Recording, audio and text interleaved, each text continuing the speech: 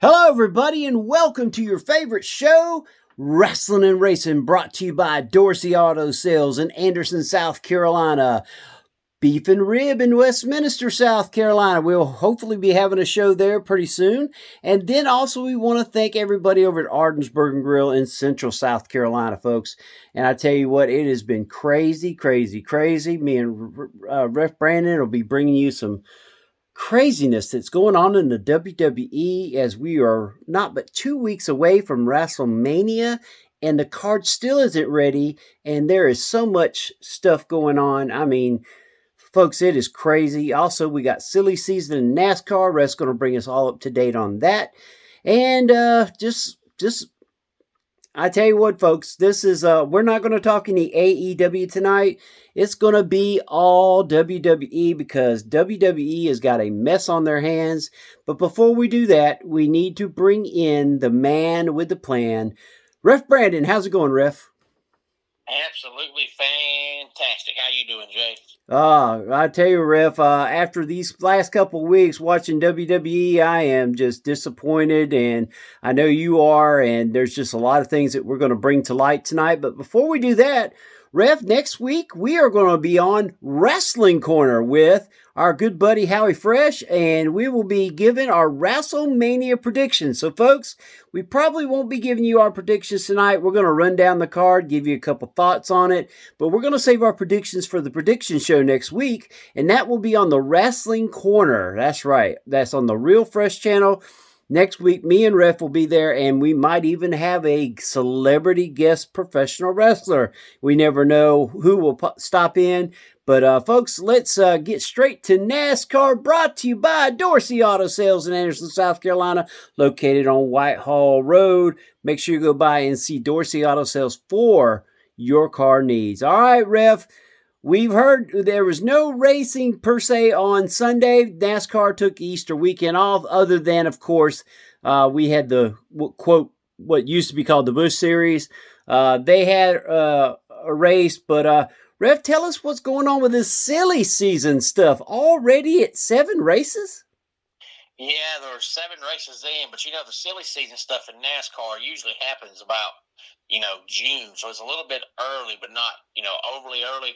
But one thing I did see that I found interesting was that supposedly TNT and CBS are going to merge later on this summer because those networks already work together, even though they're owned by separate people. But for the NCAA March Madness tournament, TNT carries some games and CBS carries some games. So they already kind of work together. Supposedly they're going to merge together this summer, and CBS might start carrying some NASCAR races next year. And if so, it'll be the first time NASCAR has been on CBS since like 2000, 2001, somewhere along in there. Back when Earnhardt was still racing, NASCAR came on CBS. That's how long it's been. But, there's a rumor that I think is pretty much fact now that Kyle Busch is leaving the 8 car. Well, now they're saying that Jesse Love is going to be the one to take his spot. But, last year they were saying Austin Hill was going to take it. Now they're saying Jesse Love. But if I'm either one of those guys, the way Childress runs right now in the Cup Series, I'm staying in the O'Reilly Auto Parts Series. I know you want to be the big-time being Cup, but, you're winning a lot of races, being very competitive where you are. You go in that Cup car, you're not going to be competitive. So if I'm either one of them, I'd rather stay in the O'Reilly Auto Parts Series. Supposedly, Ross Chastain is not happy because he don't like that Shane Van Gisbergen is already outrunning him when, Shane's supposed to be the road course guy. And this year, at only year number 2 in the Cup Series, Shane Van Gisbergen is already better than Ross Chastain. So now Trackhouse is saying that Shane is their lead driver, not Ross Chastain. And supposedly Josh Berry's not going to be back in the 21 car next year because his contract runs out this year. And outside of his one win last year, he ain't done a whole lot in that car. But that car really ain't been competitive in a while. It seems like every year, no matter who the driver is, there's 1 or 2 races where they're in the front, and outside of that, they're just not competitive. Supposedly, Michael McDowell's not going to be back with Spire Motorsports next year. And we already talked about Legacy Motor Club has said they're going to start a third team next year, but they won't say who the driver is going to be. And, the O'Reilly Auto Parts Series raced at Rockingham over the weekend. But there's a rumor that it might be back in the Cup Series in the next year or two. So we got some good things on the horizon if you're a Rockingham fan, which I am. And I'm glad to see it back. The Truck Series brought it back, I think, 2012, and Casey Kane won. And then it went away for a while, and now it's back again. So hopefully it'll be back in the Cup Series in the next year or two. And just to throw some rumors out there, folks, I always have my ear to the ground. Luckily, I have a lot of sources in NASCAR, professional wrestling, and Ref. Me and you've talked this before. Dodge is coming back next year into NASCAR as far as getting back into the sport. And I've already heard Legacy Motorsports, which is a Petty helped team, is talking about going to the Dodge with that third team because Dodge would be helping with the sponsorship of it. And I heard the rumor that they want Kyle Busch as that third driver with Legacy Motorsports and Petty helping bring Dodge. And then I also heard Dodge was actually talking to Spire Motorsports. So a lot of different things are going on. Dodge is trying to grow a group of top drivers. And what's your thoughts on those rumors? I do think Dodge is back, if not in Cup next year, by 2028, because they didn't come back to be exclusively in the Truck Series. You come back, you're eventually going to move up. Yep. So I do think they'll be back in Cup, if not next year, by 2028. And to be honest with you, Kyle Busch has been so bad in that 8 car with that team that right now he can go anywhere. And unless he goes to the 51 car for Rick Ware Racing, it cannot get any worse than what it is right now. And I did forget that they also are claiming that Riley Herbst might be out of a ride because, in my opinion, Riley Herbst wasn't ready. It's just 2311 wanted to add a third team, and apparently Riley's dad is some kind of big shot, and he had sponsorship, so they wanted to add a third car, but he's just not ready, and they don't want to let him go because he's got sponsorship, but they've got Corey Heim in line to be a 2311 future driver, and Corey Heim is too good to not have a ride right now. And if you've got to let Riley Herbst go to get Corey Heim, you take that chance. So there's a rumor that Corey Heim might be in that 35 car next year for Riley Herbst. I did forget that one. Well, there you go, folks. Quite a bit of things going on in NASCAR. I would love to see Kyle Busch run with Legacy. I think between him and Eric Jones, honestly, I've seen where they've moved drivers into different cars before. I think putting Kyle Busch in the 43 and putting Eric Jones in the new one might be the best bet. I'd love to see Busch in a 43. And you know what? Kurt Busch made the 51 car very famous by driving his butt off. If you remember at Sears Point, Ref, back whenever he was in his punishment stage, and he ended up having to go to Rick Ware for a year, and he took a car and actually finished in third place with a broken rear end axle. Do you remember that one? I sure do. And, I think if the right driver was, no great driver would normally be in a car like that.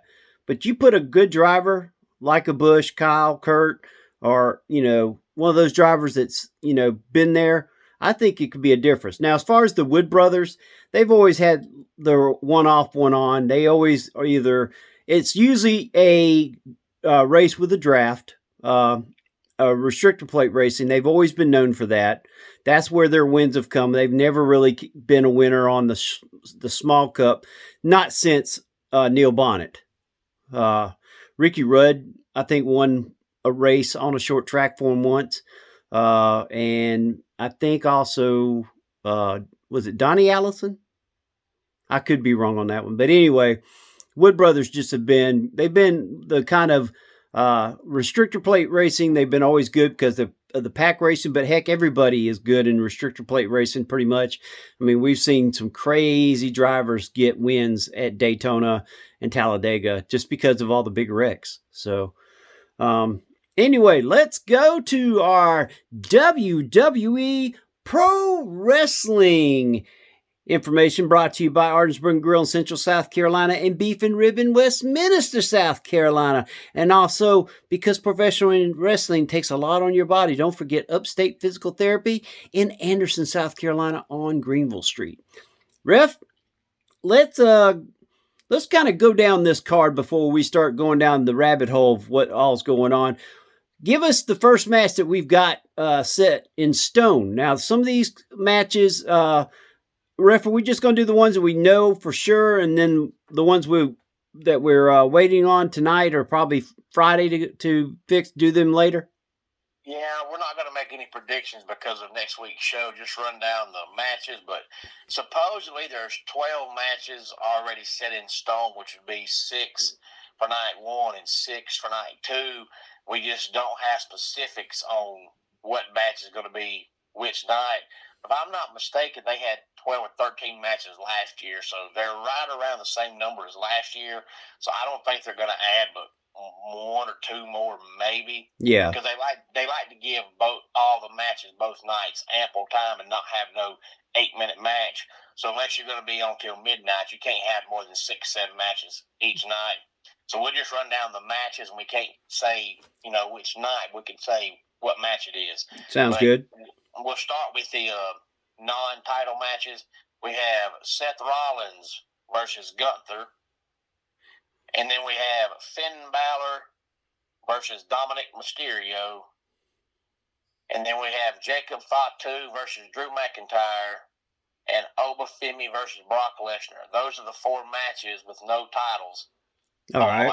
Let's break them 4 down real quick. Brock Lesnar, Obafemi.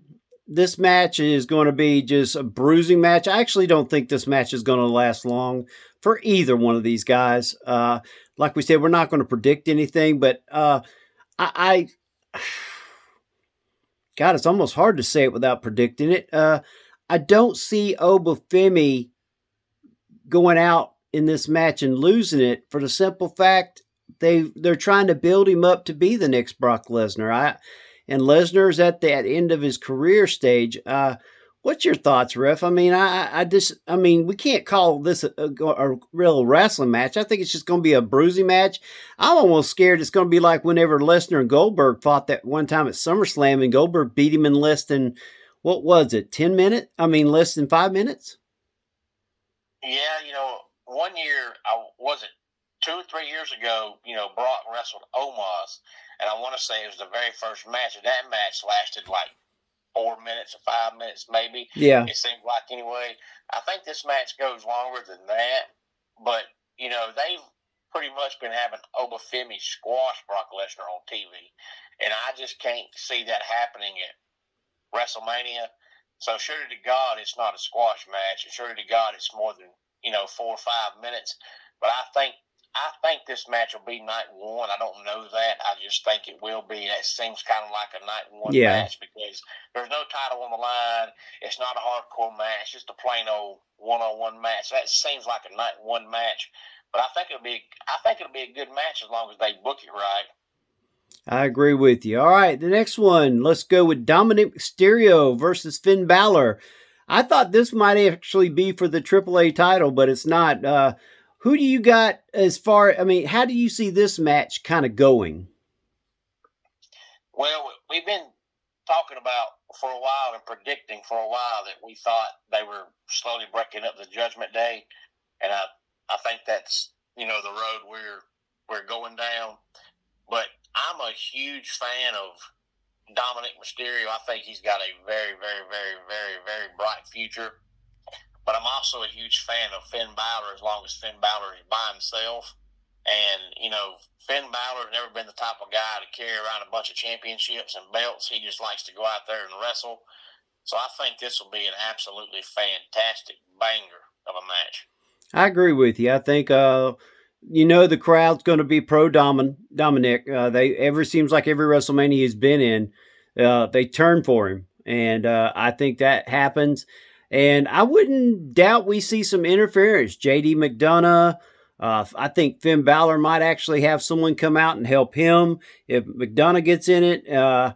Maybe one of his former old teammates, like the Good Brothers, because they're in TNA.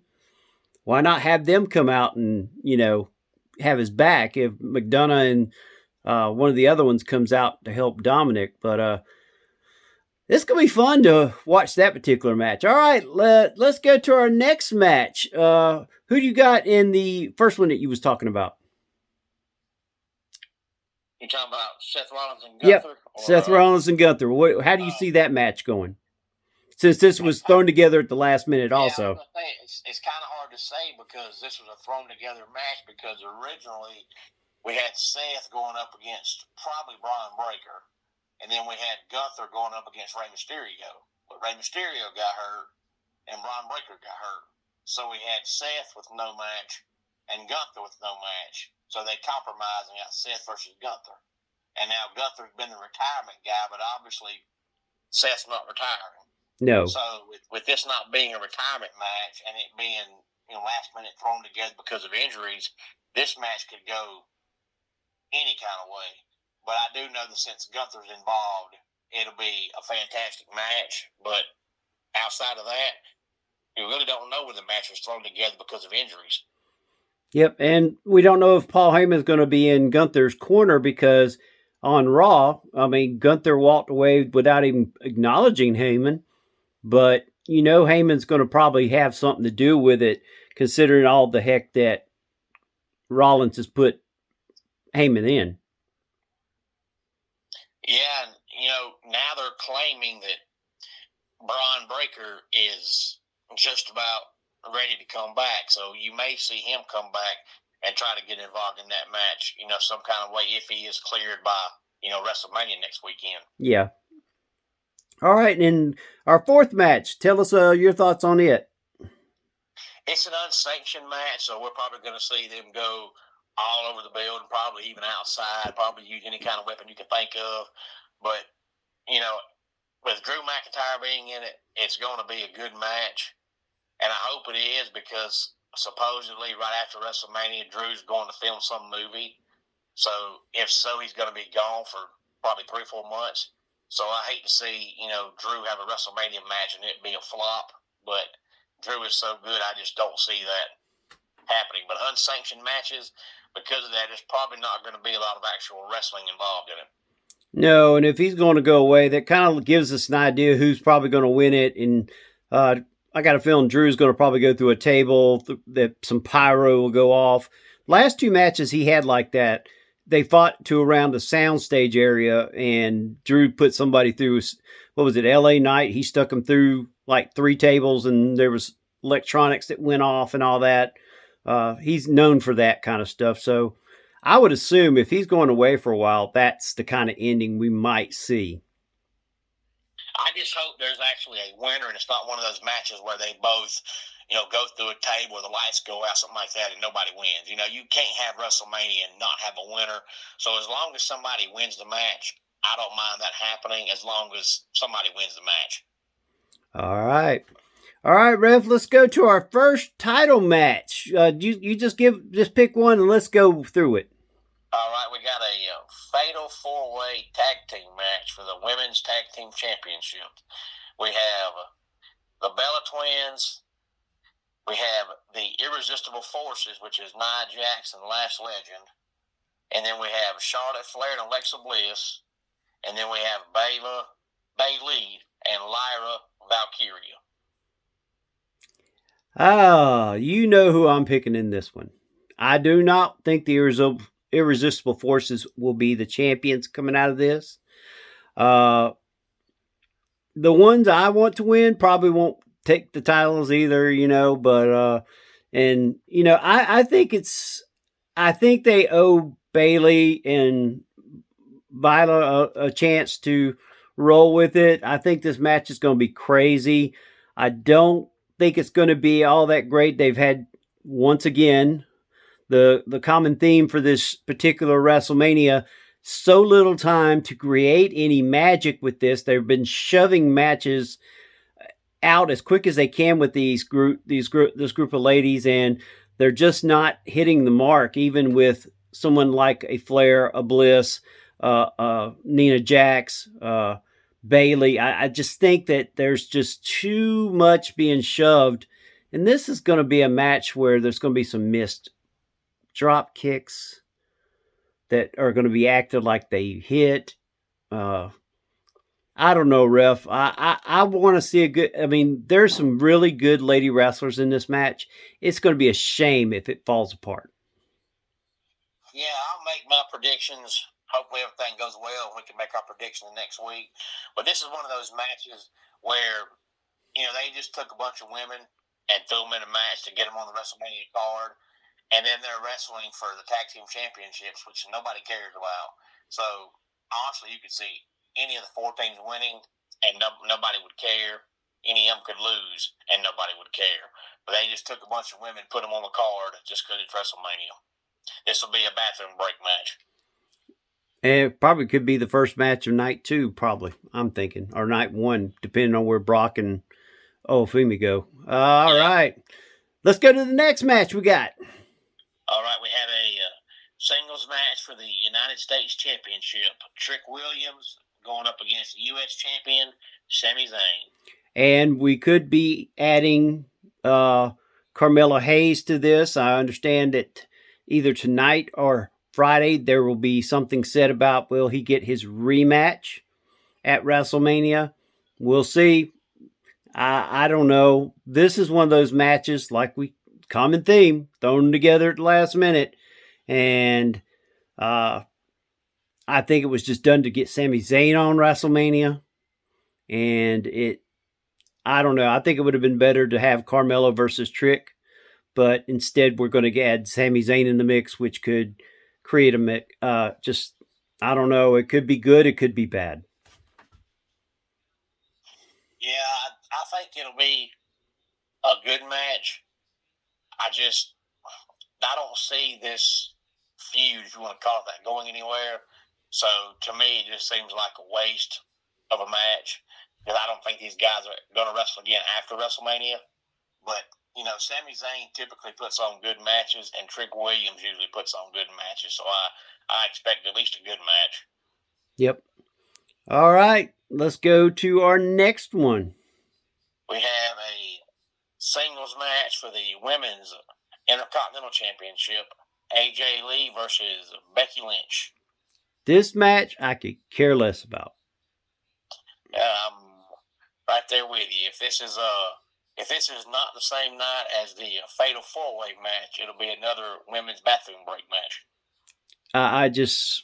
Becky Lynch has not been great since her The Man time. She's really, I'm not saying she's lost a step, but her appeal to the fans is just not where it used to be. Even when she was bad then, she still had fan appeal. But now she's not over. And AJ Lee is not going to be over in this match. She's not pulling the crowd like they thought she would. Honestly, they need to get that title off of both of these girls and let someone with some magic get started. And I think it could be someone from NXT. Bailey hasn't held that title.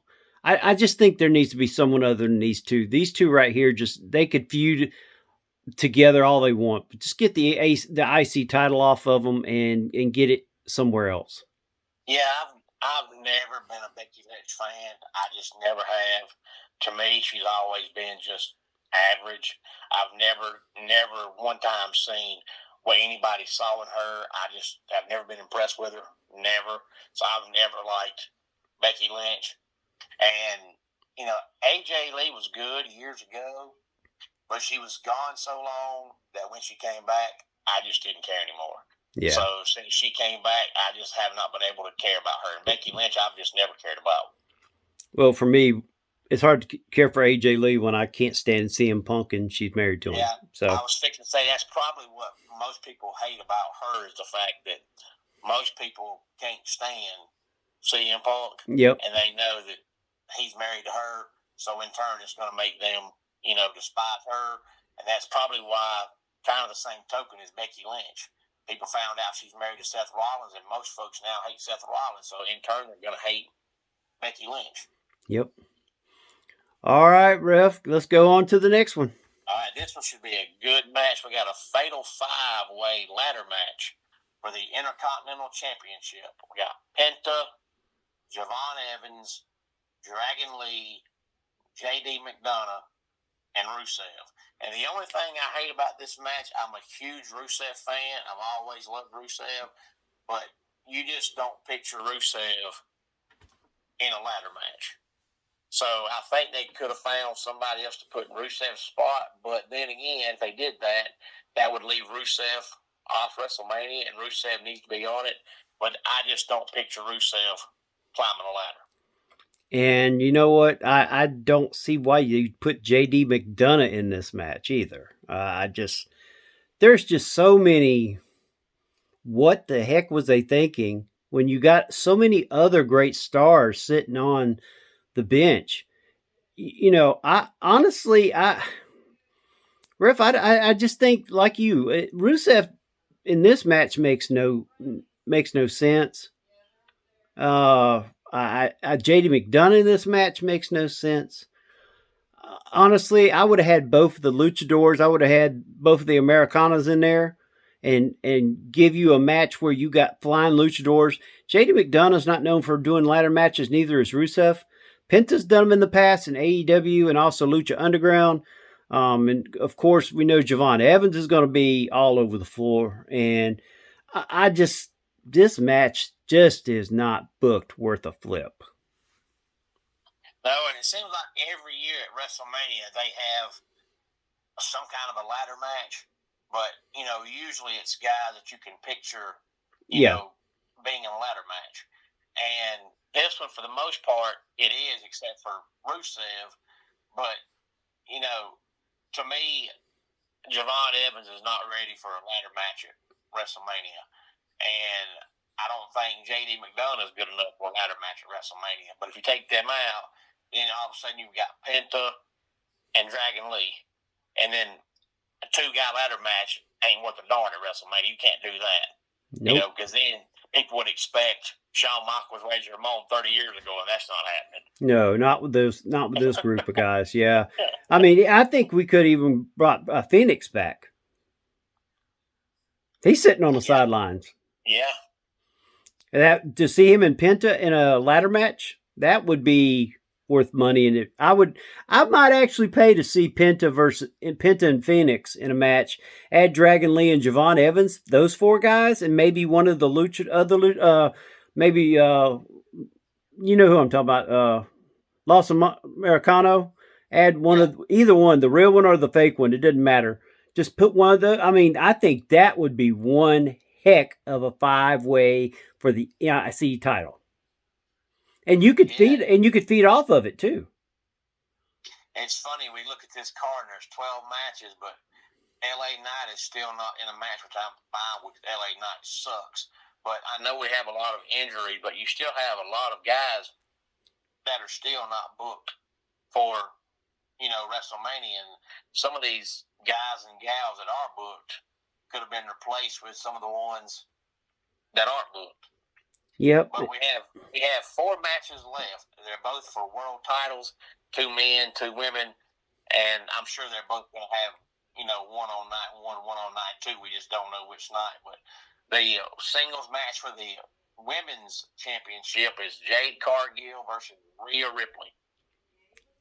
I think that Rhea Ripley wins the title because this group that Jade has created is not getting any traction at all.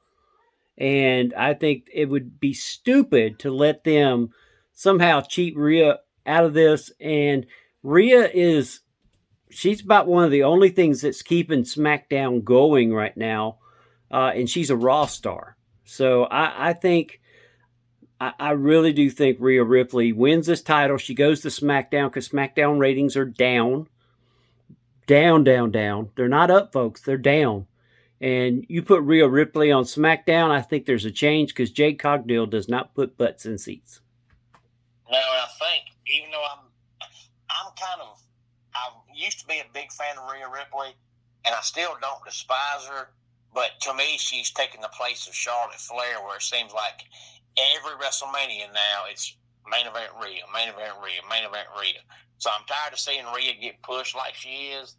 But in this match, I think most of the fans already have turned sour on Jade Cargill. Yep. I mean, she is an absolutely gorgeous woman. She really is, looks wise. But they brought her in, and so many fans at AEW saw her wrestling. They know she can't wrestle. She gets pushed because she has the look, but she can't wrestle. Yeah. And then she won the world title, and then she never defended it. It was like she won it and she was gone. So I think most of the fans soured on her because of the fact she wins the title and she never defends it. And when Brock had the title and never defended it, people didn't like it. Exactly. When Roman had the title and never defended it, people didn't like it. So when Jade wins the title and never defends it, people don't like it.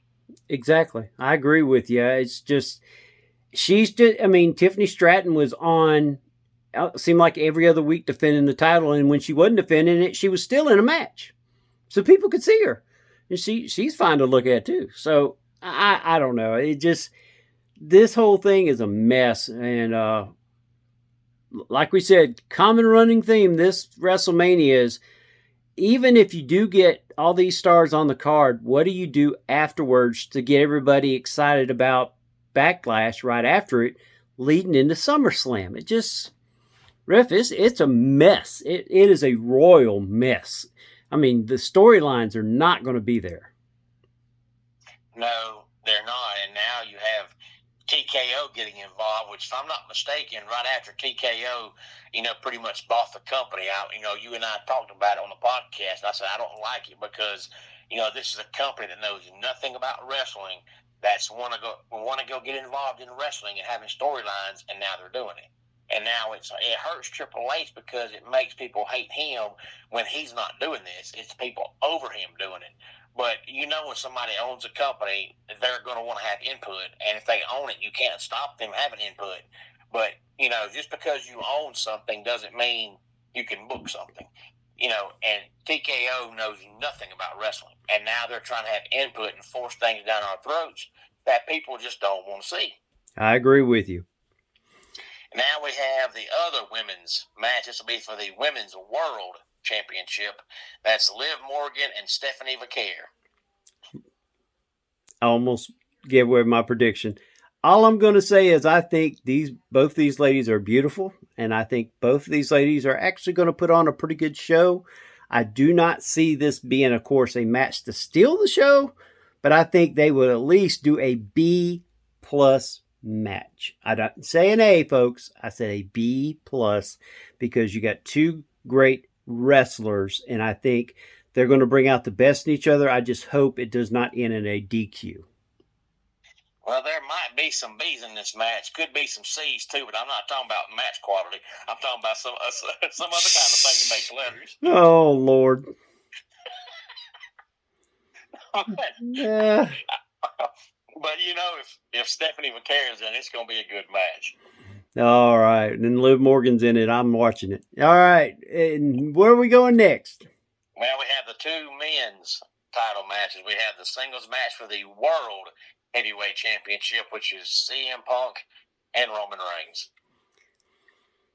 Folks, everybody who watches the show knows I cannot stand CM Punk. He does put on a pretty good match, but this particular match is going to be more of a bruiser match, and I do not see this match being an A match. I see it being a B.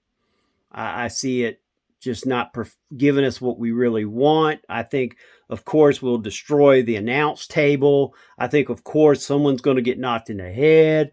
I think, of course, there's going to be run-ins from somebody, from somewhere.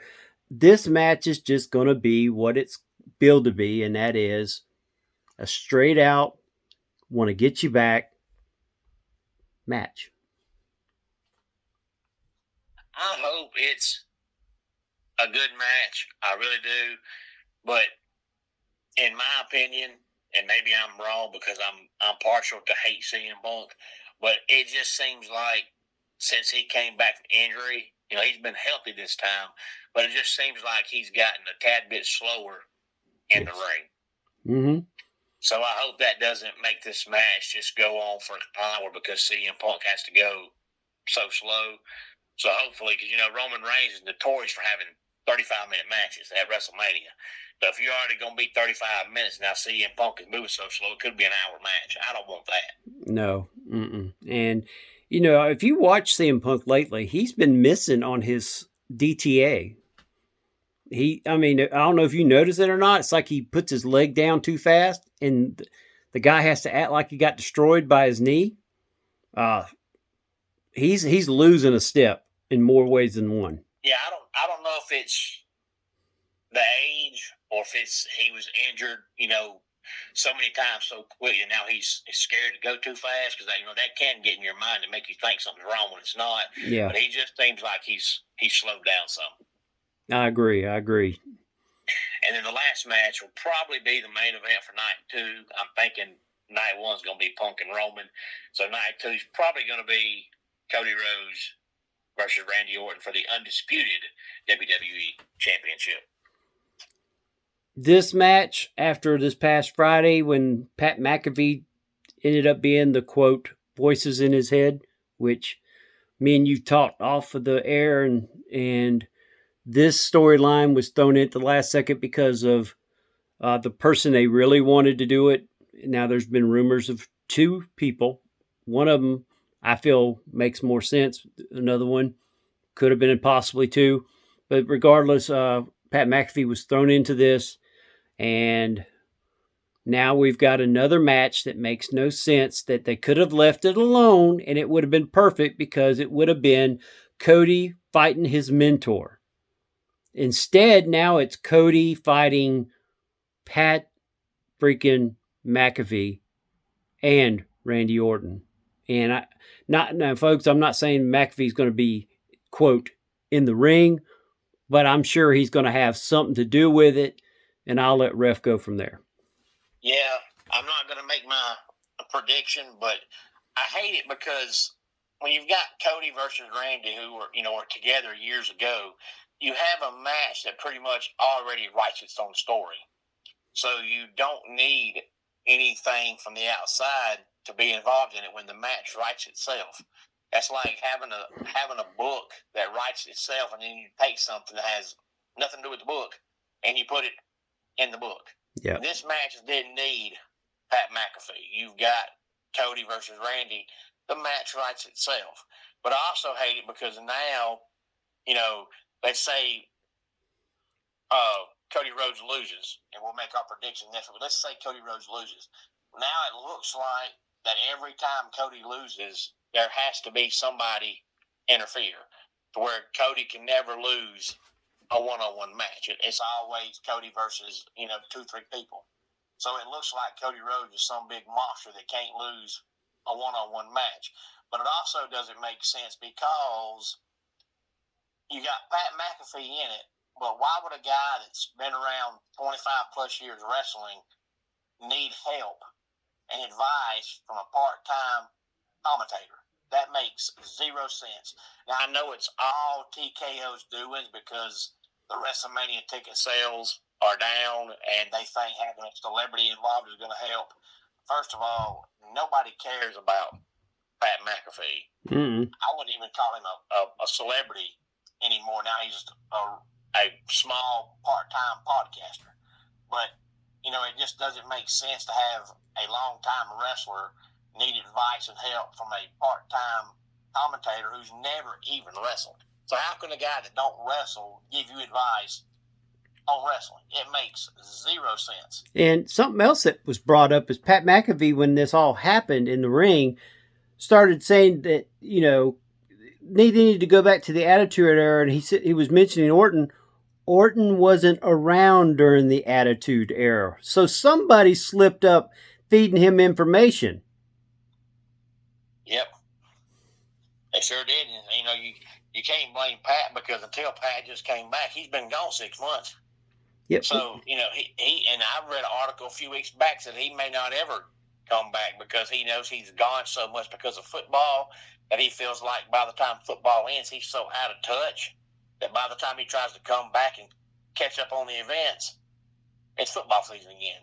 Yeah. So, it's hard for him. So Pat ain't been there. So Pat has no clue what's going on. So Pat was obviously told to say something by somebody. Yep. And what they didn't realize is what they did Friday night caused a backlash. And we're not talking about the pay-per-view, folks. We're talking about a backlash in ticket sales because now people are trying to sell their tickets because they don't even want to go because of what happened, because they think the WWE has lost their mind. And honestly, I think they have. I'll say this real quick if anybody cares about, what match is going to be night 1 and night 2 and it's still, a week and a half away. But Triple H sent a tweet out this morning that says WWE commentator Joe Tessitore is going to be on Get Up tomorrow morning at 9:35 Eastern Time. And during that appearance, Tessitore is going to break down the card and reveal which night each match will be happening. All right. Well, there's a match that we didn't talk about that I know has been said, and that is going to be the WWE the World Tag Team titles, the Vision versus the Usos. Now, I've also heard this is going to be turned into a 6-man with, of course, the early mentioned LA Knight joining the Usos, with ISO Speed joining the Vision. And I'm sure in this match, if it does happen, Danhausen will make his WrestleMania appearance and curse somebody. I mean, we know they're going to use him. He's about as fruity as a fruitcake. I mean, it's just, I don't know, man. I mean, it's sad when Danhausen's actually halfway decent on your show.